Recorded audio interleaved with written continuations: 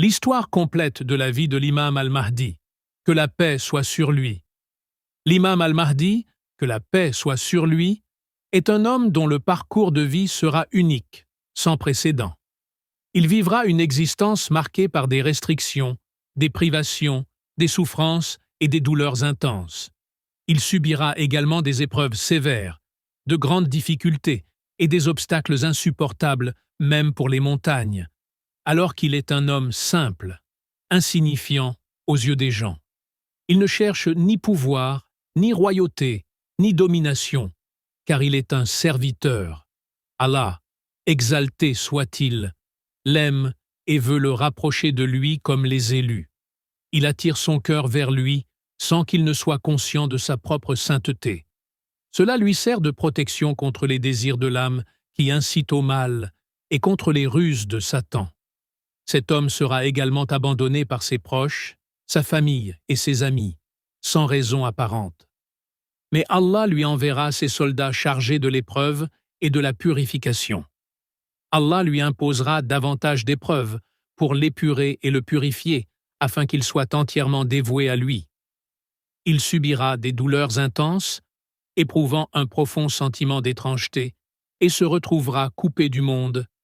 Il sera un étranger parmi les étrangers, un croyant parmi les croyants étrangers, qui vivront également un sentiment d'isolement intense à l'époque de la plus grande tentation de l'Antéchrist, la plus redoutable épreuve depuis la création d'Adam jusqu'au jour du jugement. L'imam al-Mahdi sera le chef des étrangers et le commandant de ses partisans dans la guerre qu'il mènera contre Iblis, l'Antéchrist et leurs armées. Bienheureux sont les étrangers, les héritiers de la terre, soutenus par Allah. Ils triompheront pour la cause d'Allah, et Allah leur accordera la victoire dans la dernière bataille, accomplissant ainsi sa promesse aux croyants. Si vous secourez Allah, il vous secourra et raffermira vos pas. Seul un homme particulier peut comprendre ce message. Un arabe d'origine étrangère, dont la langue et la manière d'être diffèrent de celle des gens. Il apparaît ignorant en surface, mais son intérieur est celui d'un homme en quête de vérité. Il est à la fois savant et ignorant, humble et noble, attirant les réalités du monde comme un aimant attire le fer. Il est le dernier des saints, ayant déjà été élu avant même la création d'Adam. L'imam al-Mahdi rétablira l'islam dans sa pureté originelle. Il abolira les sectes et ne laissera subsister que la religion pure. Sa mission sera extrêmement difficile, car il apparaîtra à une époque où la terre sera remplie des fausses sciences de l'Antéchrist, un temps d'immoralité et de corruption inégalée. Quand il atteindra le plus haut degré de solitude et d'isolement, il entrera dans une nouvelle phase, celle de son immersion dans l'unité divine. À ce stade, il ne verra plus qu'Allah dans son cœur et son âme. Son attachement à Allah deviendra absolu, jusqu'à ce que toutes les images matérielles du monde disparaissent de son cœur.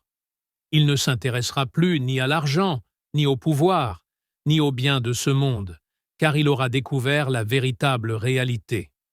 Selon le cheikh Muhyiddin ibn Arabi, l'imam al-Mahdi suivra une voie où il rejettera l'illusion et embrassera la vérité. Allah effacera de son cœur toute attache aux choses matérielles et son amour pour Allah remplira entièrement son être. Il ne s'intéressera plus à ce monde qu'en tant que moyen de parvenir à l'au-delà, et il n'utilisera les biens de ce monde que dans ce qui est ordonné par Allah, dans ce qui est juste et conforme à la loi divine.